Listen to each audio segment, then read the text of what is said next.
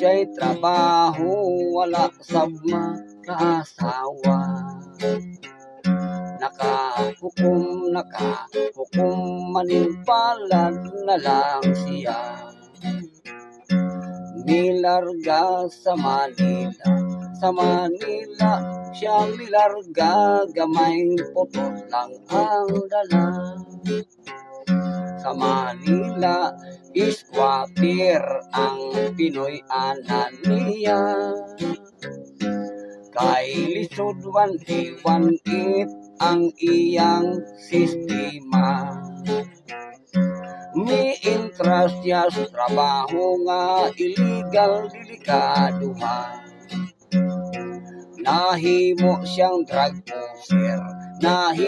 siyang drug pusher sa shabu ug marijuana. Nadakpan si Istong natiklo na disgrasya.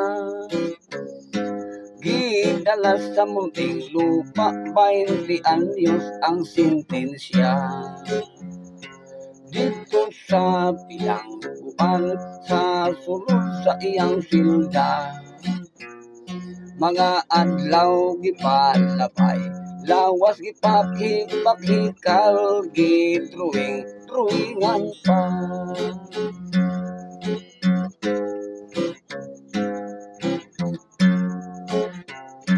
Pauli na ni Istong daw maton ang hitsura.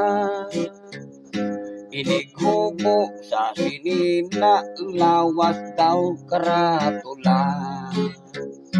May tato nga dakong bitin sa bugan o sa paa. Sa likod may agila, sa dughan adunay cross, may Ginoong naglupa. Kapait di ay kung mabilangguta. Sa trabaho ay udawat, kay lagi na priso ka. Ukol siya nga uli tao sa naibgang dalaga. Is nabunin taon siya kung makita ang tato sa kalawasan niya.